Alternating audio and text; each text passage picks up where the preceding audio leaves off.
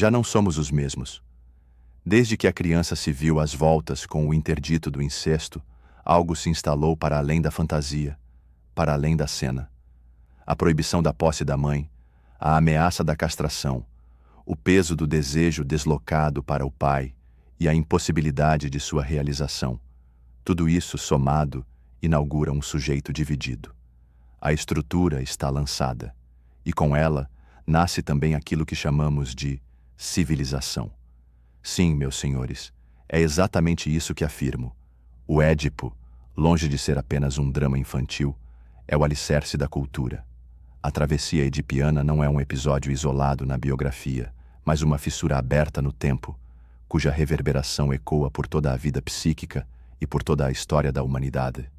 Não há cultura sem repressão, não há linguagem sem perda, não há laço sem renúncia. Quando observo a criança que começa a nomear o mundo, já ali a falta se anuncia. Cada palavra que ela aprende é também um pequeno enterro do real. O peito da mãe, outrora presença absoluta, torna-se objeto representado. O corpo da mãe, antes extensão do próprio eu, é perdido para sempre. A linguagem nos salva da loucura, mas ao preço da perda. O Édipo é essa perda narrada pela interdição. Costumo dizer que o complexo de Édipo é o núcleo de toda a neurose, mas ele é mais do que isso. É o esqueleto da subjetividade. O que chamamos de fim do Édipo é, na verdade, sua transformação em estrutura. O recuo da cena edipiana não significa esquecimento, mas inscrição. O interdito torna-se lei interna. A renúncia transforma-se em supereu. E o desejo, esse maldito desejo, encontra outros caminhos. Ora, pensemos juntos. Como sobreviver ao Édipo?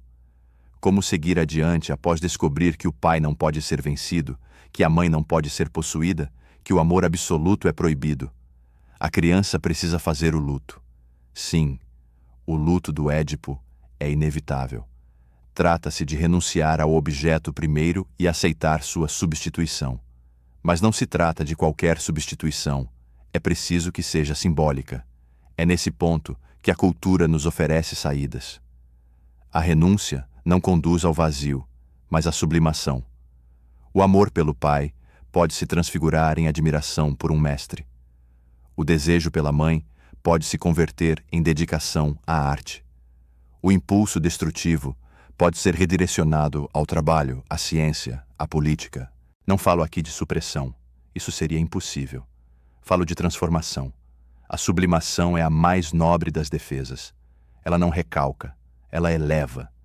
Permite que o desejo siga pulsando, mas em formas socialmente aceitas e até mesmo valorizadas.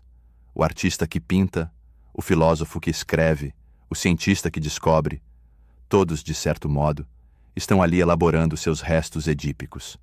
Mas cuidado, a sublimação não é garantia de saúde psíquica. Ela pode falhar. E quando falha, os sintomas surgem.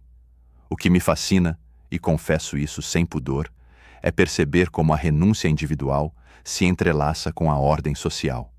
Cada criança que se submete à castração simbólica está, de certo modo, reafirmando os pilares da civilização. A lei do pai é também a lei da cultura, e, sem esse interdito fundante, tudo colapsa. Sem a renúncia, não há alteridade. Sem o recalque, não há futuro. Mas não pensem que essa é uma tarefa fácil. O preço é alto. A renúncia edípica deixa marcas. O supereu nasce dessa renúncia. E, frequentemente, nasce cruel. O sujeito carrega dentro de si um juiz implacável. O mesmo pai que protege, castiga. A mesma cultura que permite, reprime. A mesma moral que organiza, culpa. A travessia do Édipo, portanto, não é apenas uma solução individual. É uma inscrição no laço social. E esse laço se sustenta justamente pela repetição desse drama. De geração em geração, transmitimos não apenas valores, mas também a forma edípica de desejar e de interditar. Transmitimos a estrutura, transmitimos a falta. Não há civilização sem repressão, já o disse em O Mal-Estar, na Civilização. O homem precisa renunciar aos seus instintos mais primitivos para viver em sociedade, E é essa renúncia que o faz humano. O Édipo é o laboratório dessa humanidade. É ali que a criança aprende que nem tudo pode, que há um outro, que há limites.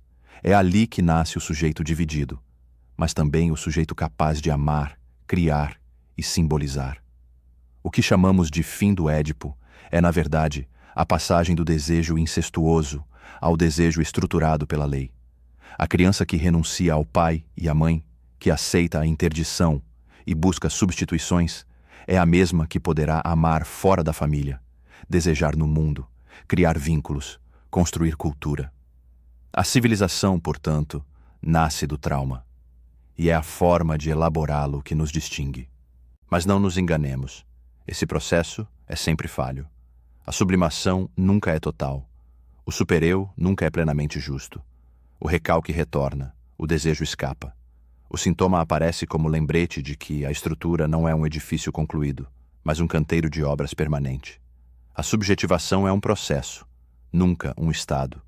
Vejo com frequência sujeitos que fracassam nessa travessia. Homens que permanecem fixados à mãe, mulheres que jamais renegaram o pai, filhos que se recusam a herdar a castração. São os que negam o luto do Édipo. São os que insistem na cena infantil como se ainda fosse possível vencê-la. Mas o tempo não perdoa. A infância é uma terra que se perde, e é preciso perdê-la para poder desejá-la simbolicamente. A clínica me mostra isso todos os dias. O sintoma, muitas vezes, é uma recusa da perda, uma tentativa de preservar o objeto edípico a todo custo. A histeria, com seu corpo que fala, clama pelo olhar do pai. A neurose obsessiva, com sua rigidez moral, luta contra o desejo pela mãe. A fobia, com seus medos deslocados, protege o sujeito do real da castração. Tudo é resto. Tudo é lembrança. E, no entanto, é nesse resto que vive o sujeito. É nesse intervalo entre o desejo e a lei que se constitui a subjetividade.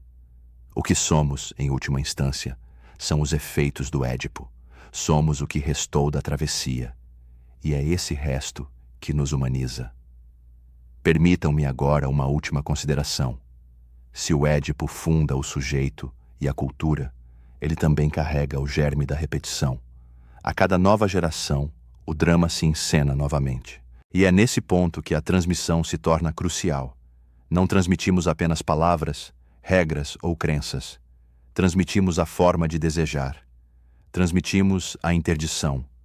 Transmitimos a castração simbólica. É função dos pais, ou de quem ocupa essa posição, representar a lei. Não a lei tirânica, mas a lei que limita para possibilitar. O pai simbólico não é aquele que proíbe tudo, mas aquele que indica que não se pode tudo. E ao fazer isso, ele liberta. Liberta o sujeito da prisão do gozo absoluto. Liberta-o para o amor, para o trabalho, para a cultura. A análise, nesse sentido, é uma reatualização do Édipo. O analisando revive a cena, mas agora com outro. O analista escuta, mas também representa. Não o pai real, não o juiz, mas o lugar da falta. É na presença dessa falta que o sujeito pode desejar novamente, não como criança, mas como sujeito do inconsciente. Meus caros, com esta aula, encerro este ciclo. Falamos das fases, dos traços, dos impasses. Percorremos a oralidade, a analidade, o Édipo masculino e feminino. Mas é aqui, neste ponto de renúncia e de simbolização, que tudo se condensa. O Édipo não termina. Ele se transforma. Torna-se linguagem, sonho, sintoma, laço, cultura. E é justamente aí que a psicanálise encontra sua razão de ser. Escutar o que, apesar do tempo, ainda fala no sujeito. A criança desejou tudo. O adulto aprende a desejar com limites. Entre a onipotência infantil e a renúncia civilizatória, erguemos a ponte que nos faz humanos. E é sobre essa ponte, meus senhores, que caminhamos.